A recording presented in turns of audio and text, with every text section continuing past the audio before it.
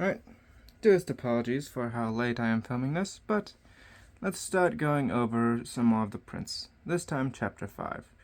See, in The Prince, Chapter 5, we start getting into specific principalities for annexation and how to handle them. One specific type. Those who were free or autonomous. The specific title is Concerning the Way to Govern Cities or Principalities which lived under their own laws before they were annexed. It's very self-explanatory in the title, but the reason Machiavelli goes over this is because the way you handle them is very different from a traditional state which Machiavelli would be dealing with at the time. It's far different dealing with a autonomous principality than a empire like the Ottomans. For example, the free cities of the Holy Roman Empire, if they were to be annexed, would be far more difficult to deal with than if you just annex the Ottoman Empire, despite the size difference, because for the prince in question, they have to deal with numerous issues relating to the free states that they wouldn't otherwise have to deal with an empire. Now, let's get into specifically why. States or cities accustomed to live under their own laws and freedom, there are 3 courses for those who wish to hold them after annexation. The first is to ruin them. The next is to reside there in person. The third is to permit them to live under their own laws, drawing a tribute and establishing within it an oligarchy which will keep it friendly to you. To elaborate further, essentially your options are raze it to the freaking ground, establish direct control over them so you can react immediately, or to let them keep some of their own autonomy and treat them as more autonomous states rather than fully integrating them within one's domain. And the oligarchy is important because someone has to rule it, and you can't just have the same people you just took it from ruling it. So you need to establish a few trusted families or groups which you can safely rely upon to rule that territory for you. Otherwise, they'll just betray you and try to take over anyways, which, for Machiavelli, is not tolerable, nor for anyone who wishes to hold any lands in the long term. It is further noted by Machiavelli that it is far easier to hold such a city to the city's own citizens, so long as the citizens are in a government created by the prince and loyal to him. If they are owed their entire job and existence to the prince, they are more loyal, and they will help the prince because of that. They have his favor, they return it. And the reason why is fairly simple. Yes, theoretically, a prince could send some foreigner to occupy a territory, maybe one of their own. That could work, but the issue is it's a lot harder to get away with. Because, fundamentally, these people are used to autonomy. They are used to their own people ruling themselves. Self-determination. And that's a lot harder to get over than otherwise. If you have one of their own people ruling over them, great. Same boss like the old boss. Nothing new, nothing's changed, at least officially. Rome kind of did that to itself when it became an empire. They, instead of just replacing the Republic outright, pretended to still be the Republic. They kept all the traditions and all the things associated with the Republic. They just conveniently had a first citizen, who was first among equals, officially. And that was the emperor. They didn't demolish all the things that made Rome Rome. They simply put a new guy in charge who was basically dictator for life, but we're not calling him a king or dictator. He's the imperator, and all the other titles that come with it. But to use a historical example, let's look at Macedonia. Now, Philip II, the father to Alexander the Great, won a great victory against the Greek cities. The Greek cities were famously independent, having issues with both Athens, Sparta, and Thebes all trying to rule them at various different times. In fact, we'll get into that a bit later. But the reason it was able to work for Philip and later Alexander was because when they established their Hellenic League, also known as the League of Corinth, what they did was they allowed them their own autonomy. Make no mistake, the Macedonians were still firmly in charge of the Corinthian League, but when they established it, all the policies in other cities within the league still had some autonomy and independence, and officially would only help the Macedonians in their invasions of Persia. That was essentially the deal. We unite specifically to drive the Persians out, to push them back. And they agreed because the Persians were viewed as an existential threat. But importantly, it was basically an occupation. The Macedonians 100% controlled the league. But because it was the people from their own policies ruling them, and they maintained their own autonomy, the Greek peoples were far more willing to accept the Macedonians ruling over them. Sure, sometimes they did have to get a bit rougher. For example, Alexander leveled the city of Thebes for betraying him and revolting, but overall the league held firm and was very successful. Now, Machiavelli makes his own examples. Specifically, he uses Rome and Sparta for contrast. He first used the example of Sparta, who, following the Peloponnesian War, established oligarchies in all of the defeated cities and attempted to use them to further its control. However, it was unable to successfully maintain the oligarchies and found itself losing them, with popular revolts overthrowing them and the policies who they did establish them in, such as Athens, reasserting their own methods of government. Rome, meanwhile, tried the same in Greece. They tried to let them rule themselves, but found them too eager to revolt. And so Rome, copying what it did when it was pushing into the Phoenician-settled cities of Carthage and other areas along the coast, razed them to the freaking ground. They legitimately leveled cities. And that was their way of handling it, since if you cannot occupy it at the thinnest, most unintrusive methods of control, you pretty much have to raze it to the ground and start over. It's brutal, yes. Does it work? 100%. The Greeks afterwards were one of Rome's most profitable and loyal territories, even outlasting Rome itself in terms of actual territory held by the Romans. Continuing on, we bring another quote from this chapter. He who becomes a master of a city, accustomed to freedom, and does not destroy it, may expect to be destroyed by it. Also, quick side note, you may notice with both these quotes, actually all three of these quotes, I have them all in lowercase. That is because and but are commonly used as the start of Machiavelli's sentences, so I just cut them off for the sake of ease. However, these quotes are otherwise unaltered. What Machiavelli means, though, in the specific quote I just stated, is that when you become the ruler of a city, one used to freedom and autonomy, if you do not handle it, either bring it into your sphere successfully or level it to the ground, then it will be such a costly endeavor to rule it that you may end up destroyed in and of itself, because the level of resources having to be spent far outweighs any benefits, and the prince will essentially exhaust themselves trying to hold it, destroying their own territories because of it. It is an untenable position. And so you must either successfully integrate them, or, if that is impossible, level them. If you cannot hold a territory, destroy it so that it cannot cause any problems for you. Continuing on.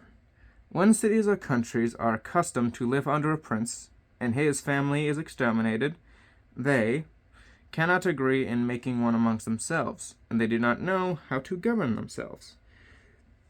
What Machiavelli is essentially pointing out is, with more authoritarian regimes, those who control and rule and do everything within the state, when they lose the people doing the controlling, it's like a puppet losing the hand. Great, it's gone, but everything else collapses in on itself, because the authoritarianism is relied upon to maintain the structure. what he was saying here is essentially emphasizing the fact that these people who lose their ruling family are not used to making decisions by themselves. They are accustomed to having the prince handle this. And they can't appeal to the old prince and his family because, well, they're dead.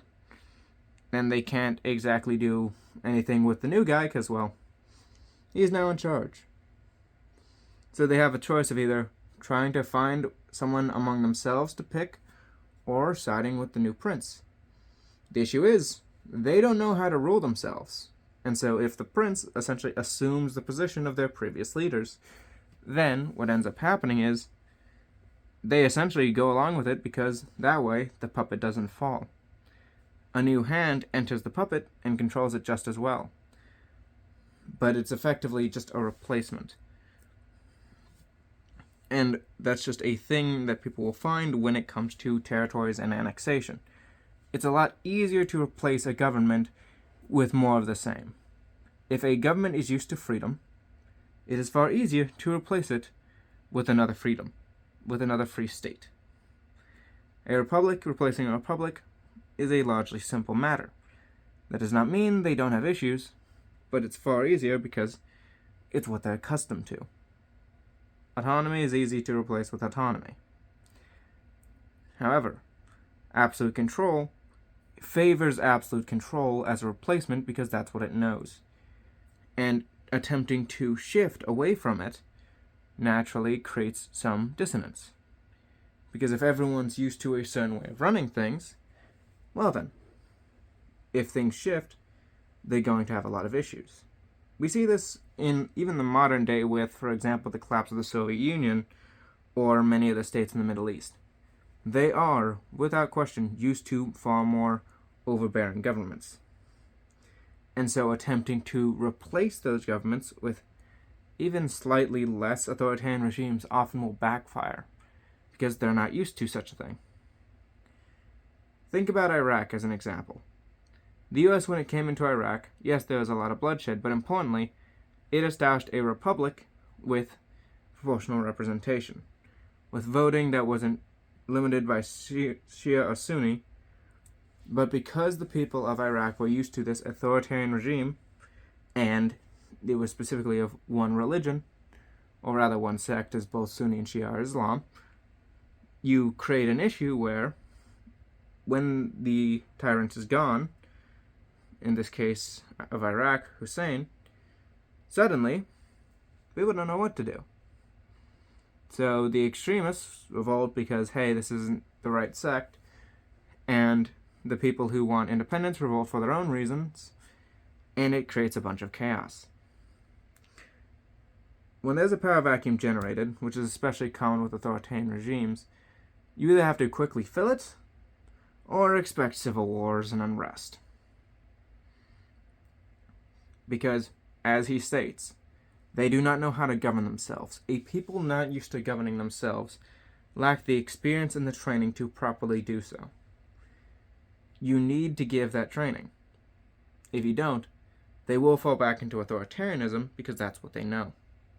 And if you're an occupying power, this part is very convenient. It's a lot easier for an authoritarian state, like, say, the Chinese under their dynastic system, to annex another authoritarian regime, like the many Chinese states during the civil wars, because, hey, new boss, same as the old boss. It's a simple transition.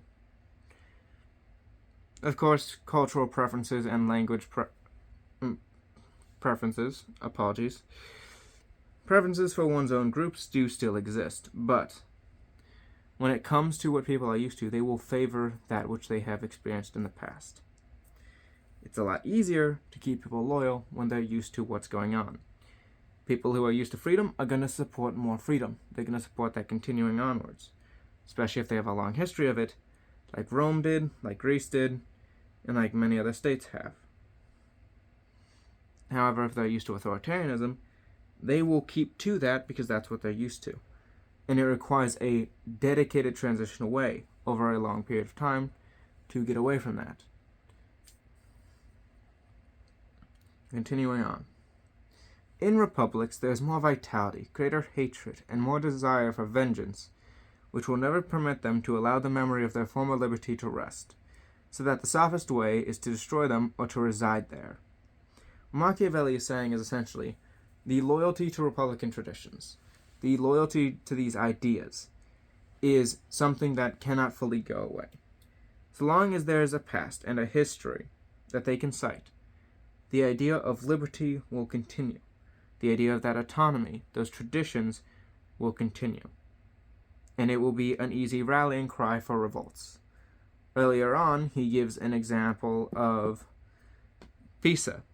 For those who don't know and only know of Pisa for the tower, Pisa is a city on the sea near Florence. The Florentine state occupied it for many years, but the Pisans revolted constantly because they were accustomed to ruling themselves.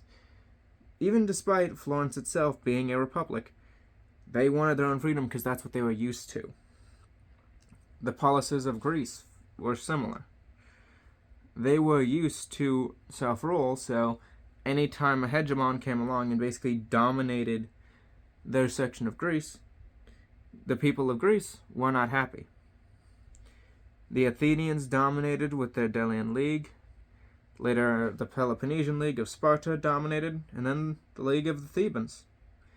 But the individual states did not like them, and they all would eventually fall. It was only when Macedon came along and basically offered them the golden deal after crushing them, saying, you can rule yourself, but we're still going to oversee you to make sure things don't go too bad, that they were finally able to be subjugated by anyone really for a decent time. Republics essentially are the last thing you want to occupy in a traditional sense, assuming they are free states, assuming they're used to autonomy and liberty.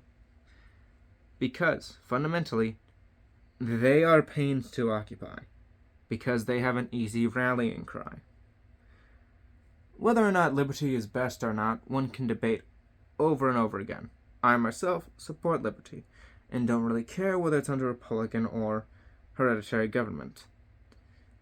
But, without question, you cannot get rid of something that easy, because it's an easy point to rally around, easy to sell to the people. If you can say, hey, you used to have a choice in how you were governed. You used to be able to do this, this, and this. To a lot of people, that's going to sound great. It's a very easy rallying cry for anyone who's ambitious enough to want to take their own territories and establish their own influence. And do not mistake it any other way. People will 100% use these ideas, lofty ideals, to push their own influence and ambitions forwards.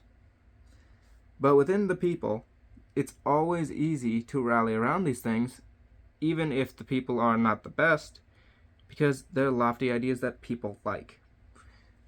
And so, as Machiavelli points out, there really are only three ways of dealing with them. Either you try to integrate within the people who support this system, you make it so that they have their own autonomy, effectively trying to make a sort of continuation where the only difference between the free and the occupied is simply what name is the person receiving the taxes, or you level it to the ground. You legitimately either have to exterminate them or find a way to pacify them through non-murdering means. Those are pretty much your only ways of handling free states. With an authoritarian state, it's a lot easier to just integrate it because, well, they're authoritarian. Literally, you just have to replace the old boss with the same, and you don't really have much of a transition there. It's fairly simple for an occupier. But occupying a free state is far harder.